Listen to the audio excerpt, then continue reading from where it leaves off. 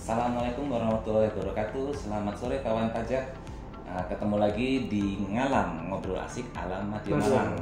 Bersama saya Teddy dan Kak Halo, Anas. rekan kawan pajak, saya Anas.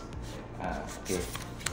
Kali ini kita akan membahas tentang PMK 120 tahun 2023 tentang PPN DTP atas rumah tapak tahun anggaran 2023. Oke, ya Kak Anas ya. Ya. Jadi mungkin kawan pajak mungkin sudah pernah mendengar ya bahwa sejak bulan Oktober 2023 itu sudah ada kabar bahwa betul. akan ada insentif PPN ya, bebas PPN untuk pembelian rumah dengan harga sampai dengan 2 miliar rupiah ya. Betul. Jadi pada saat itu disampaikan oleh Menko Perekonomian Airlangga Hartarto, kemudian disampaikan juga oleh Menteri Keuangan Ibu Sri Mulyani menyebutkan bahwa akan adanya insentif PPN pembelian rumah yang disampaikan ketika konferensi pers APBN kita pada tanggal 25 Oktober kemarin. Kemudian sejak informasi disampaikan itu mungkin ada banyak kawan pajak yang bertanya ya, mungkin bagaimana cara mendapatkan insentif tersebut, baik bagi pengembang maupun bagi si pembeli rumahnya. Nah, jadi kawan pajak, kali ini kita akan membahas mengenai peraturan terkait insentif tersebut yang dituangkan dalam Peraturan Menteri Keuangan Nomor 120 Tahun 2023 tentang PPN atas penyerahan rumah tapak dan satuan rumah susun yang ditanggung pemerintah tahun anggaran 2023. Nah, ini menarik sekali nih karena di judulnya itu ada kata-kata tahun anggaran 2023. Berarti padahal sudah hampir habis ya. Iya, betul. Ya. Oke, nanti kita akan bahas lebih lanjut. Ini maksudnya tahun 2023 ini bagaimana ya. Kemudian sebelum kita sampai ke sana, mungkin Kak Anas bisa menjelaskan latar belakang dan tujuan kebijakan PPN ditanggung pemerintah atas pembelian rumah ini dikeluarkan oleh pemerintah. Itu mungkin latar belakangnya bisa dijelaskan Kak Anas. Iya, baik kawan pajak sekalian, pada kesempatan kali ini kita akan mengupas tuntas ya terkait insentif yang dikeluarkan oleh pemerintah terkait pembelian rumah tinggal, rumah tapak, rumah susun sampai dengan harga, kalau diketentuannya sampai harga 5 miliar itu dapat insentif, tapi nanti insentifnya hanya atas bagian yang 2 miliar. Oh begitu. Terus pasti kawan pajak akan ada yang tanya ya, kok yang dapat insentif kok beli rumah gitu ya. Kemarin yang sebelumnya sudah ada beli mobil listrik ya, dapat insentif. Ini sekarang beli rumah gitu kan. Mungkin ada yang mikir kenapa nggak yang lain yang dikasih insentif gitu ya. Kenapa harus rumah gitu ya. Baik, ini saya menyampaikan apa yang pernah diucapkan oleh Ibu Sri Mulyani saat konferensi APBN kita di tanggal 25 Oktober 2023.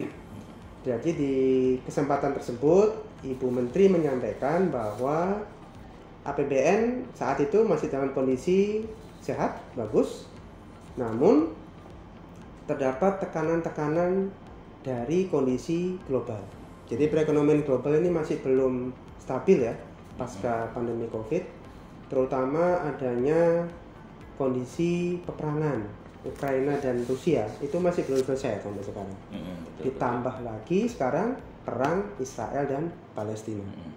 Itu dampaknya luar biasa ke perekonomian. Kemudian yang mempengaruhi perekonomian Indonesia yang kedua selain kondisi geopolitik tadi ya istilahnya perangan, adanya penglambatan ekonomi di Republik Rakyat Tiongkok (RRT), Cina. Di negara Cina itu perekonomiannya melambat. Kenapa berpengaruh ke Indonesia? Karena Cina ini adalah salah satu mitra dagangnya Indonesia yang terbesar setelah Amerika. Jadi dampak sekali ketika di Cina itu melambat, ya otomatis kita juga kena imbas. Kita kena imbas. Yang ketiga adalah adanya perubahan iklim ya terkait El Nino. Kemudian apa hubungannya sama ngasih insentif rumah ini? Ya, ini ngomongnya dari yang jauh dulu ya. Jadi kondisi ekonomi global mempengaruhi perekonomian Indonesia. Kemudian dari beberapa sektor industri, sektor usaha yang ada di Indonesia ya. Nah, salah satunya sektor yang cukup memberikan kontribusi ke penerimaan negara ke APBN itu adalah sektor properti. Itu satu. Itu salah satu sektor strategis ya selain industri manufaktur ya. Itu industri atau sektor properti. Sektor properti ini itu memiliki dampak ke sektor yang lain. Ya, ada sektor keuangan, perbankan, ya, KPR ya, ya, itu muter di situ. Kemudian ada sektor sektor jasa. Jasa apa yang terkena? Konstruksi, betul Kak Teddy. Konstruksi. Bangun rumah pasti ada konstruksinya ya. Ya, itu kan menyerap tenaga kerja ya di situ. Kemudian ada sektor perdagangan juga yang terlibat di situ. Perdagangan apa yang ada di situ? Ya, perdagangan ini bahan bangunannya. Nah, itu kan perdagangan. Iya, jadi sektor ini yang memberikan dampak langsung ke sektor yang lain. Ya, ketika sektor properti ini saat ini kondisinya karena dampak dari perekonomian global yang tidak bagus tadi, sektor properti mengalami perlambatan. Ya, sektor properti mengalami perlambatan, kontribusinya ke penerimaan negara juga turun. Dampaknya apa? Sektor lain yang tadi terkait, perbankan, kemudian sektor jasa, sektor perdagangan juga ikut turun. Ya, walaupun sebenarnya ada sektor lain juga ya yang mempengaruhi 3 sektor tadi. Tapi yang dilihat oleh pemerintah saat ini adalah sektor properti ini yang cukup mempengaruhi sekali ke kondisi perekonomian. Karena dia multiplier efeknya luar biasa kemana-mana. Karena kemana-mana. Iya, karena kemana-mana. Akhirnya pemerintah memutuskan ya sudah, yang diberikan insentif sekarang adalah sektor properti. Ya, sektor properti, sektor perumahan dengan harapan ya, dengan meningkatnya nanti penjualan properti dengan ada insentif ini, sektor lain tadi ikut naik juga. Perbankan pembiayaan naik, KPR naik ya, berputar. Ini peredaran uang, kemudian jasa juga bergerak, konstruksinya bergerak, otomatis nanti tenaga kerja juga terserap. Ya, tenaga kerja walaupun tenaga kerja lepas ya, tapi kan paling enggak bergerak lah di situ. Kemudian perdagangan, material, bangunan juga bergerak ya, terserap. Ya, itu kenapa kebijakan ini dikeluarkan. Jadi pada intinya kenapa kok perumahan yang dibidik, karena memang dari segi perumahan itu sendiri juga terbangun dari 3 sektor tadi ya, jasa dari perbankan, juga jasa, konstruksi, kemudian material, perdagangan ya. Jadi istilahnya bisa membantu 3 sektor tersebut sekaligus ya. Betul. Jadi kenapa pemerintah memilih sektor properti ya. Ini salah satu penjelasan yang disampaikan oleh Ibu Menteri saat itu. Baik. Oke, jadi untuk latar belakangnya mungkin sudah dijelaskan Pak Anas tadi ya. Mungkin setelah itu ini kan dikeluarkan PMK 120/2023 ya. Sebelum kita masuk ke sana, kebijakan ini itu gambaran umumnya seperti apa sih? Apa maksudnya dari sisi penerapannya itu seperti apa? Mungkin bisa dijelaskan dulu Pak Anas. Jadi kita sudah membahas tadi latar belakang ya, kenapa sektor properti ini yang diintervensi atau diberikan insentif oleh pemerintah. Terus kebijakannya seperti apa? Ini saya sampaikan dulu kebijakan umumnya.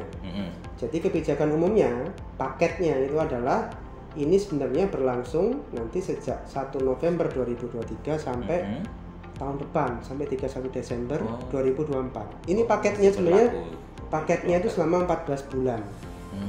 2 bulan di 2023, 12 bulan di 2024. Kemudian seperti apa model insentif yang ditawarkan? Yaitu adanya PPN ditanggung pemerintah. Ya, kalau kawan pajak beli rumah itu kan pasti dikenakan PPN. Kalau developernya PKP ya, hampir semua developer tuh PKP. Pasti nanti menerbitkan faktur pajak, ada PPN di situ. Kalau beli rumah harga 600 juta misalkan, itu sekarang PPN-nya 11% kali 600.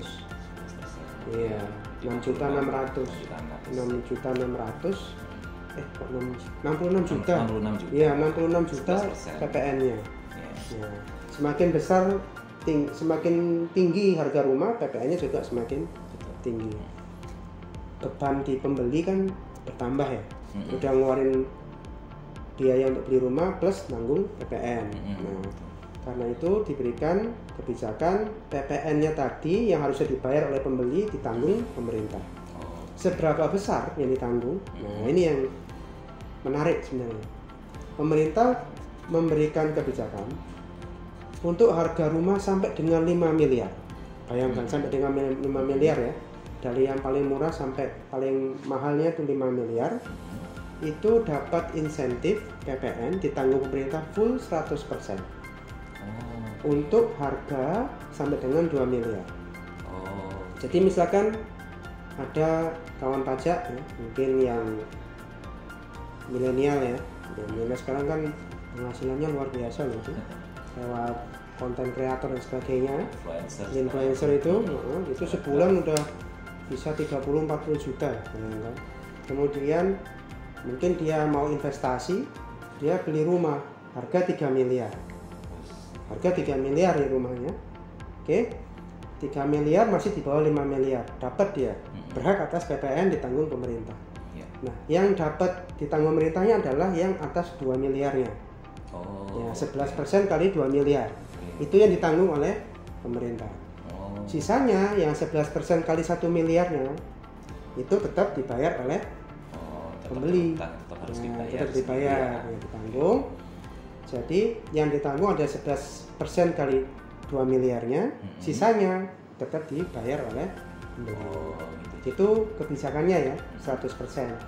Syarat berikutnya adalah supaya bisa dapat 100%, rumah tadi itu harus diserahkan atau BAST ya, berita acara serah terimanya itu di periode 1 November 2023 sampai 30 Juni 2024.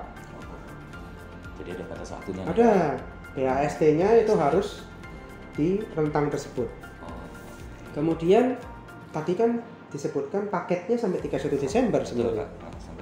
Terus yang BAST-nya 1 Juli sampai 31 Desember gimana? Tetap dapat PPN DTP.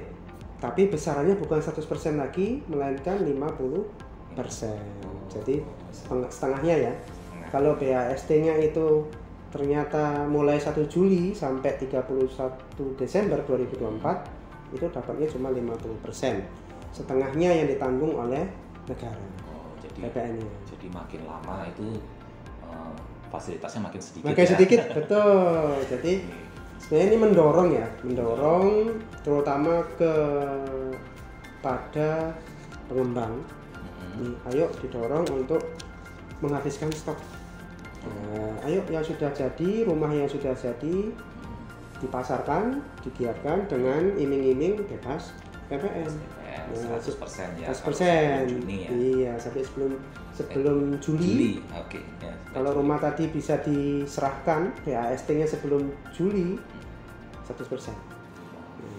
Menarik ya. Jadinya sekali. Kalau harga rumah misalkan kawan pajak beli rumah harga 1 miliar atau ya mungkin kalau di sekitaran kantor kita nih ya, ada Araya, ada apa ya? Yang elit Araya. Iya, Lembing Indah, ya, BBI. Di Araya kan biasanya ada yang model-model in-house gitu-gitu ya. Seperti itu kan mungkin kisaran harganya bisa 800 sampai 1 miliar, masih di bawah 2 miliar kan. Nah, itu masih dapat PPN bebas 100% tuh. Ya, didorong untuk ayo investasi, beli rumah tinggal, bebas PPN 100%. Sebelum Juli. Betul, sebelum Juli. Kalau sudah masuk Juli sampai Desember tahun depan kenanya cuma 50% aja, cuma setengahnya yang ditanggung. Meskipun lebih sedikit tapi masih tetap dapat fasilitas. Ya, betul. Paling enggak masih ada lah. Masih ada. Nah, tapi secepatnya ya kawan pajak ya. Karena mumpung nih dapat dibebaskan PPN 100% ya kalau misal untuk harga di bawah 2M. Iya, harga di bawah 2M. Oke. Baik, ini ada catatan yang menarik ini. Tadi kan dijelaskan bahwa paket kebijakan ini selama 14 bulan ya, betul, dari betul. November 2023 sampai dengan Desember 2024. Betul, ya. betul. Cuma di PMK 120 ini kok disebutkan hanya masa November dan Desember 2023 aja ya. PMK-nya pun hanya menyebutkan untuk tadi sebetulnya ya. Tahun anggarannya ya. Tahun anggaran 2023. Betul. Nah, ini mungkin bisa dijelaskan ini. Ya. Ini mungkin ada kawan pajak yang sudah baca-baca, mungkin yang sudah baca di media sosial, baca di berita online ya. PMK 120 ini di judul PMK-nya itu ada kata-kata tahun anggaran 2023. Kemudian kalau dibaca lagi lebih jauh, PMK ini di dalamnya cuma isinya hanya November dan Desember 2023. Padahal kebijakannya tadi paketnya itu adalah sampai Desember 2024. Nah, kenapa seperti ini? Ini cuma masalah administrasi terkait pembiayaan di APBN. Nah, APBN itu ditetapkan per tahun anggaran. Ya, walaupun bisa multi year sebenarnya, tapi untuk pembiayaan pajak ditanggung pemerintah itu harus per tahun. Ya, harus per tahun. APBN-nya harus ditetapkan per tahun. 2023 sendiri, 2024 sendiri. Jadi kawan pajak tidak usah khawatir. Di 2024 nanti akan ada PMK-nya juga. Akan ada PMK lagi yang meneruskan PMK 120 2023 ini. Info terakhir yang kami peroleh, PMK-nya sudah dalam proses pembahasan. Tinggal menunggu penetapan saja dan diundangkan. Ya, diharapkan bisa terbit di akhir Desember 2023 ini atau paling lambat di Januari 2024. Nantinya di PMK tersebut akan menyebutkan tahun anggarannya 2024 yang akan mulai berlaku sejak 1 Januari sampai 31 Desember. Jadi memang PMK-nya mau nggak mau harus terbagi seperti ini karena terkait administrasi di APBN. Ya, terkait penganggaran itu harus per tahun anggaran. Jadi ini karena terkait administrasi sistem penganggaran kita ya. Betul. Jadi kawan pajak sebenarnya tidak perlu khawatir ya. Apa nanti setelah Desember, wah buru-buru udah Desember udah mau habis nih langsung. Iya. Nggak gitu juga ya ternyata. Hanya semacam yaitu administrasi sistem aja. Administrasi di penganggaran kita. Maka harus dikeluarkan PMK itu sesuai tahun anggaran ya. Betul. Jadi kalau untuk yang tahun 2023 maka PMK-nya dibuat tersendiri. Nanti untuk tahun 2024 akan ada PMK baru. Betul, PMK-nya yang baru mengatur tentang fasilitas yang sama cuma untuk tahun 2024. Betul. Jadi kawan pajak tidak usah risau ya, masih ada waktunya sampai nanti Desember 2024. Oke. Baik, Kak Anas. Nah, sekarang kita menuju ke inti permasalahan, inti pembahasannya ya. Pokok pengaturannya ini seperti apa ini untuk PMK 120? PMK 120 nih, baik. Kita akan bahas lebih dalam ya terkait PMK 120 ini. Yang perlu diingat PMK 120 ini ada kata tahun anggaran 2023. Betul. Jadi memang ini fokusnya di tahun 2023. Nanti di tahun 2024 akan ada PMK lagi, isinya sama. Cuman beda di periodenya saja. Jadi masih berlanjut, tidak usah khawatir, hanya beda nomor PMK dan periode. Nah, yang diatur sama. Nah, apa aja yang diatur? Pertama, yang paling utama adalah yang bisa mendapatkan insentif ini adalah rumah tinggal. Ya. Jadi prinsipnya ini rumah tinggal siap huni. Rumah tinggal siap huni ya. Harus siap huni ya, rumah tinggal siap huni.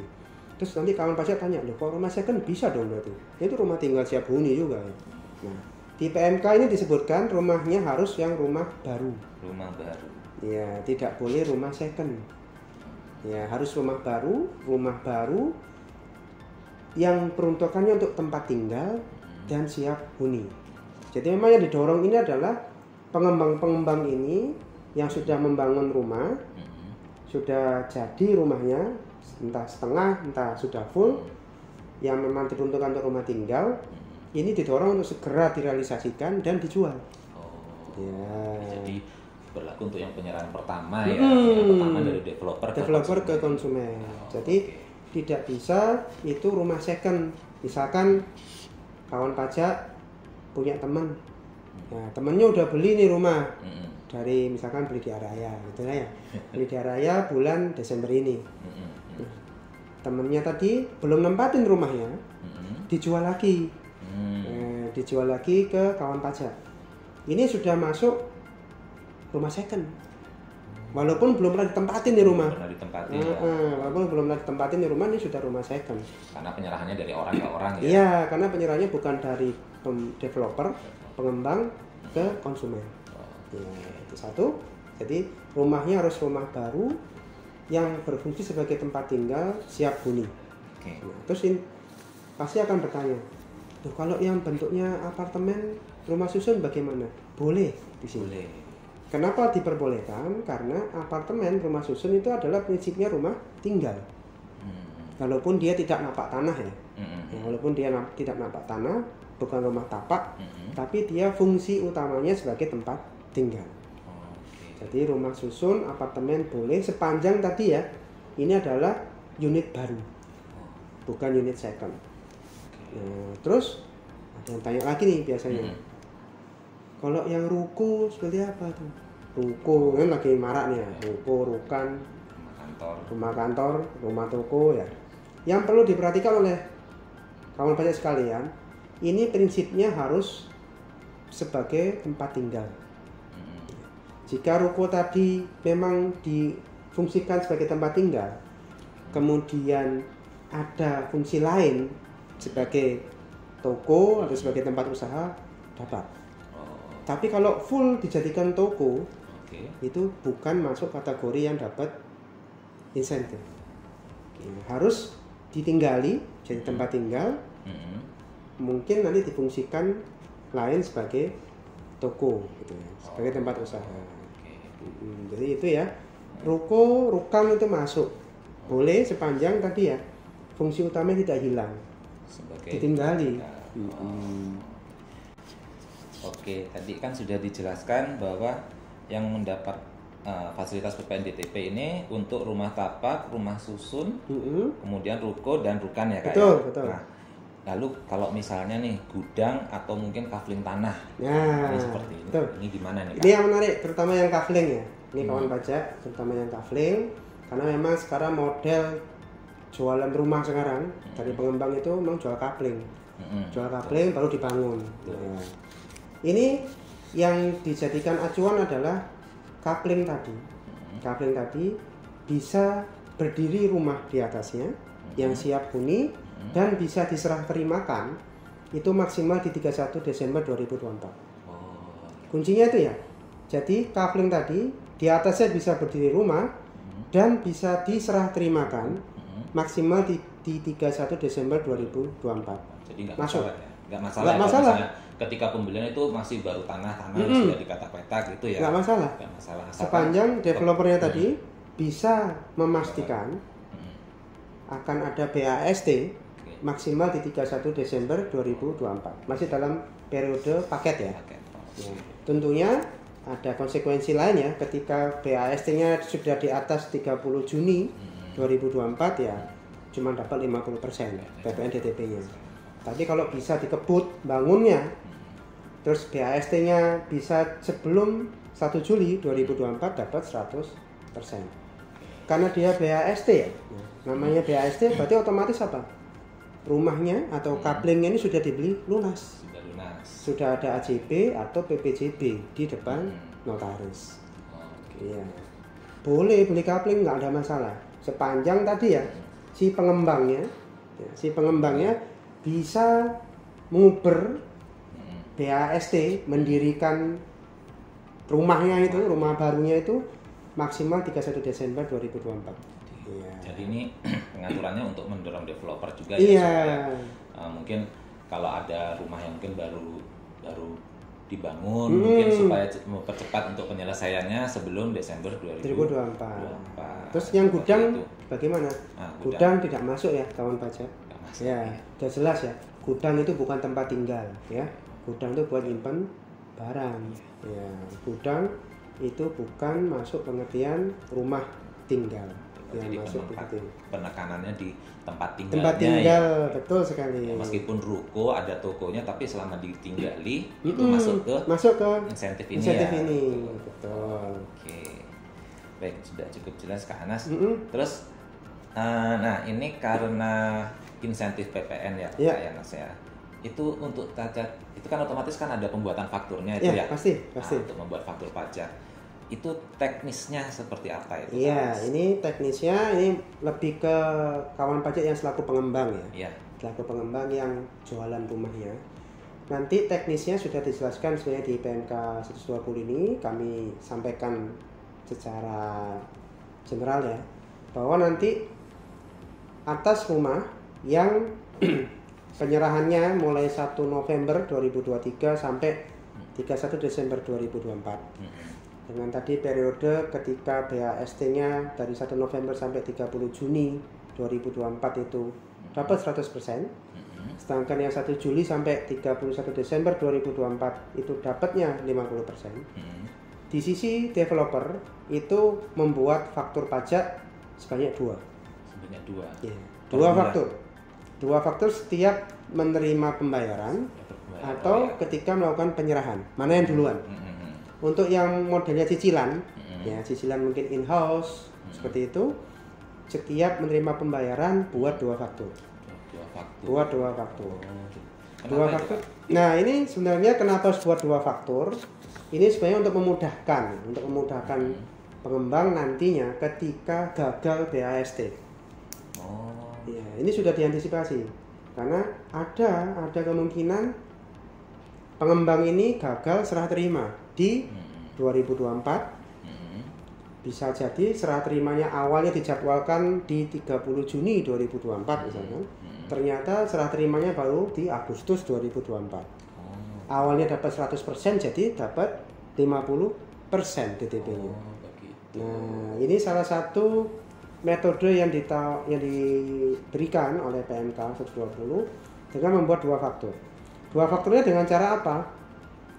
Ini kondisi pertama, jika pengembang bisa memastikan atau bisa mengestimasi lah ya, mengestimasi bahwa akan ada serah terima BHST di bulan Juni 2024. Direncanakan BHST di tanggal 5 Juni 2024. Oke, rumah ini harganya 2 miliar. Oke, harga 2 miliar. Kawan pajak belinya nyicil. 2 miliar mulai bulan ini, mulai bulan Desember sampai Juni 2024. Setiap developer menerima pembayaran cicilan, ya, setiap menerima pembayaran cicilan, misalkan sekali nyicil 500 juta, misalkan seperti itu. Buat 2 faktur dipecah dari harga cicilan tadi 500 juta dibagi 2, 250 juta, 250 juta. Karena tadi BHST-nya dijadwalkan di bulan Juni, berarti kan asumsinya bisa dapat DTP 100%. Semua fakturnya yang 250 juta tadi diberikan kode 07 dua-duanya. Dibebaskan. Ditanggung pemerintah. Dua-duanya kodenya 07, tapi DPP-nya adalah masing-masing 50% dari besarnya cicilan. Oke. Kemudian tidak ada PPN yang dipungut ya. Kemudian di dalam fakturnya untuk nama unitnya, unit yang diserahkan itu wajib mencantumkan yang disebut dengan kode identitas rumah, KIR. Ya, di nama BKP yang diserahkan. Ya, kan ketika membuat faktur harus menyebutkan ini pembayaran atas unit. Ya, atas unit nomor berapa? Harus ada dengan kode identitas rumah nomor berapa. Kode identitas rumah ya. Ya, dapatnya dari mana? Ya, dari mana dapatnya itu? Kode identitas rumah ini didaftarkan di aplikasi Sikumbang.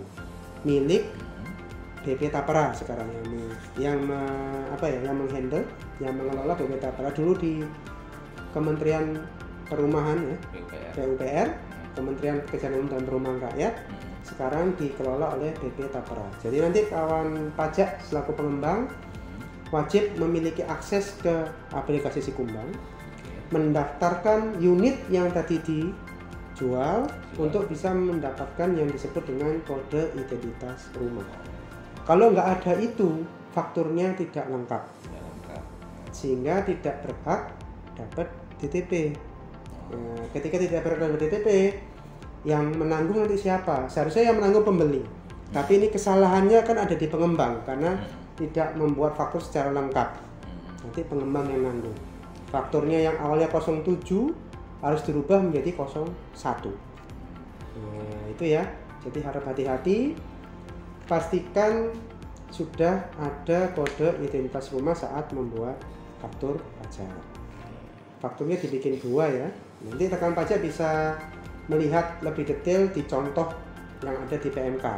Itu sudah diberikan contoh detail sekali cara bikin fakturnya seperti apa. Tapi pada prinsipnya fakturnya dipecah 2 sesuai dengan harga yang dijual, dipecah DPP jadi 2. Ya, kalau harganya 2 miliar dibayar cash, misalkan bayar cash lunas 2 miliar berarti DPP-nya 1 miliar 1 miliar. Tapi bagaimana kalau harga rumahnya 4 miliar? Nah, ini ya harga rumahnya 4 miliar. Padahal yang masih mendapat fasilitas. Ya, dapat fasilitas karena masih di bawah 5 miliar, tapi yang dapat fasilitas hanya atas yang 2 miliar saja. Hanya yang atas harga penjualan 2 ya, miliar. Jadi bikin faktur jadi 3 nanti. 207 dengan harga masing-masing 1 miliar 1 miliar. Yang satu lagi kode fakturnya 01, harga sisanya 2 miliar. Untuk menampung yang tidak mendapatkan fasilitas. Itu ya. Jadi secara prinsip fakturnya dipecah 2 dengan DPP 50% masing-masing dari harga jual atau harga cicilan. Ya, kemudian selalu perhatikan kapan BAST-nya akan dibuat. Ketika pengembang tidak yakin bisa BAST di 30 Juni 2024, berarti kan di BAST-nya di 1 Juli sampai Desember. Fakturnya tetap bikin 2 tapi tidak semuanya 07. Ya, 101, satunya 07. Karena kan cuma 50% yang dapat DTP, cuma separuhnya yang dapat DTP. Itu ya. Jadi itu alasannya kenapa harus dibuat 2 faktur ya. Jadi untuk mengantisipasi kalau misalnya awalnya mau bulan Juni nih BAST-nya, tapi ternyata gagal, mungkin sampai Oktober 2024 lah. Iya.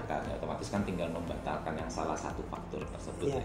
Bukan membatalkan, mengubah yang dari kode 07 jadi 01.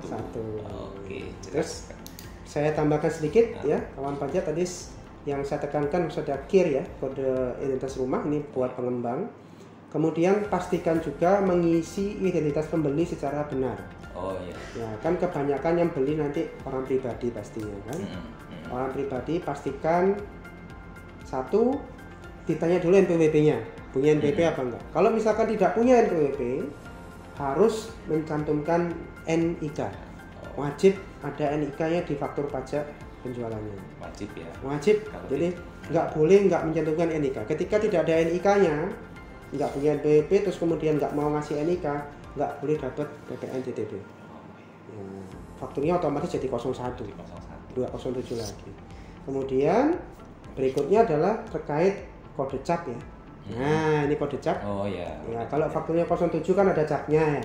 Nah, capnya pastikan memilih cap yang betul, yaitu PMK 120 tahun 2023 untuk yang 2023. Nanti di 2024 PMK-nya beda nomor, capnya jangan sampai salah. Oh, iya, capnya tetap sesuai nomor PMK-nya.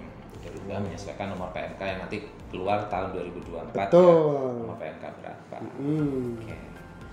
Baik, tadi sudah cukup jelas ya untuk pembuatan fakturnya ya kawan pajak ya. Nah, ini tadi sudah dijelaskan juga tata caranya, kemudian syarat-syaratnya apa saja. Terakhir ini Kak, kondisi-kondisi apa saja yang menyebabkan PPN DTP ini jadi tidak dapat dimanfaatkan. Iya. Ini jadi di PMK 120 sudah disebutkan ya. Jadi ada kondisi-kondisi yang menyebabkan PPN DTP ini jadi batal, tidak bisa dimanfaatkan, diterapkan. Satu ya, rumah yang dijual ternyata bukan rumah baru. Oh iya. Ya, rumah second. Ketahuan rumahnya rumah second, batal PPN DTP-nya ya. Jadi harus rumah baru siap huni. Kedua yang bisa membatalkan adalah bangunan yang dijual ternyata itu bukan rumah tinggal. Benar baru ya, bangunannya baru, tapi bukan rumah tinggal. Tadi contohnya gudang ternyata yang dijual. Rumahnya kayaknya rumah biasa, tapi ternyata isinya barang-barang. Ya, bukan untuk tempat tinggal. Jadi tidak memenuhi ketentuan yang ada di PMK. Jadi prinsipnya harus rumah baru, siap huni dan untuk ditinggali. Ya, rumah tinggal. Kemudian kalau yang cicilan, nah ini kita bahas yang cicilan. Yang cicilan itu dibatasi, cicilan pertamanya itu maksimal 1 September 2023. Maksimal 1 September, maksudnya paling awal ya? Paling awal, pembayaran uang muka pertama kali itu di September 2023. Ketika ada uang muka sebelum September 2023, maka tidak berhak atas PPN DTP ini. Walaupun ngelunasinya masih di bulan Desember ini. Misalkan harga rumah 2 miliar, ya, dibagi 5 kali pembayaran. Ternyata mulai bayarnya uang muka pertama kalinya di tanggal 31 Agustus 2023 sebelum 1 September. Nggak boleh dapat PPN DTP karena cicilannya atau pembayaran pertama kalinya itu terjadi sebelum 1 September 2023. Jadi itu sudah di luar skop. Di luar yang diatur di PMK 120. Fasilitas itu sudah nggak masuk ya kalau misalnya pembayarannya sebelum September. Sebelum September 2023. Terus kalau misalkan bayarnya di September dan Oktober, apakah yang September Oktober dapat DTP? Enggak. Ya, yang dapat DTP tetap dari 1 November ya. Jadi hanya cicilan yang November ke depan yang dapat DTP-nya. Yang dapat ya. Cuman syarat saja. Yang September sama Oktober aja.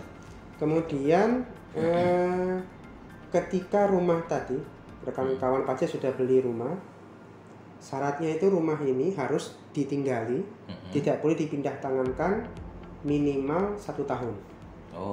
Ketika rumah tadi dijual lagi, tadi ya saya contohkan di awal, teman kawan pajak beli rumah baru nggak ditempatin, belum ada setahun dijual lagi. Ya. Ketika dia beli dapat fasilitas, terus dijual lagi ke kawan pajak ya, beli rumah second, oke nggak dapat PPN DTP. Temennya tadi karena awalnya sudah dapat PPN DTP dan menjual lagi sebelum setahun, otomatis nanti dia akan ditagih PPN DTP yang sudah pernah diperoleh. Jadi batal karena dia sudah mengalihkan, sudah jual lagi sebelum setahun. Berarti dia memang niatnya bukan udah ditinggali. Ya, dia cuma maklar aja. Cuma maklaran dong berarti. Nah, itu ya. Jadi minimal ditinggali, ditempati, tidak dialihkan minimal setahun. Oke, berikutnya adalah untuk sisi pengembang ini ya, sisi pengembang ngisi fakturnya enggak sesuai ketentuan. Tadi ya misalkan enggak ada KIR-nya, enggak mencantumkan NIK pembeli, ya, kode capnya salah. Nah itu masuk tuh, jangan sampai ya. Kemudian DPP-nya tidak sesuai ya, tadi kan DPP-nya harus 50%, gitu ya. Ngitung DPP-nya nggak tepat itu juga tidak benar ya, nanti bisa menyebabkan tidak diakui PPN DTP-nya. Terakhir adalah fakturnya harus dilaporkan di SPT masa PPN oleh si pengembang sebagai bentuk laporan realisasi. Bikin faktur tok terus nggak dilaporkan, percuma. Jadi bikin faktur sudah betul harus dilaporkan juga di SPT masa PPN. Untuk yang 2023 maksimal dilaporkannya di SPT masa PPN-nya di 31 Januari 2024. Nanti untuk yang 2024 itu maksimal di 31 Januari 2025. Jadi diberi waktu nih ya untuk yang 2023. Pengembang ini silakan kalau misalkan masih mau membetulkan faktur, mau menyesuaikan ketentuan di PMK 120 diberikan waktu sampai 31 Januari 2024 untuk penyesuaiannya. Seperti itu ya. Oke. Jadi jelas ya. Baik, jadi kawan pajak sudah cukup jelas ya mengenai ketentuan mengenai PMK 120 tahun 2023 ini. Jadi pada intinya meskipun aturan ini baru dikeluarkan di bulan November. Iya, di akhir bulan bulan November, kemudian ada waktu 1 bulan Desember, tapi jangan khawatir ya, nanti di tahun 2024 akan keluar lagi PMK yang nomornya berbeda, nomornya berbeda, tahunnya berbeda, tapi isinya sama ya, sama, cuma periodenya saja. Periodenya saja yang untuk 2024. Jadi memang ini terkait administrasi penganggaran saja, memang harus membuat PMK ini tidak bisa jadi satu, jadi harus kita sesuai dengan tahun anggarannya. Seperti itu. Baik, sekian dulu pembicaraan kita di Ngalam, ngobrol asik ala Madya Malang. Ini saya sedikit pantun ini. Kakak tua pergi ke sawah, turun hujan, lahannya menjadi basah. Bila kawan membeli rumah, manfaatkan PPN ditanggung pemerintah. Mantap. Baik kawan pajak, jangan lupa follow sosial media kami untuk agar tidak ketinggalan informasi baru di IG @pajak_MDY Malang, Facebook KPP Madya Malang, dan YouTube KPP Madya Malang. Baik, sekian dan terima kasih. Apabila ada kekurangan kami mohon maaf. Selamat sore, wassalamualaikum warahmatullahi wabarakatuh.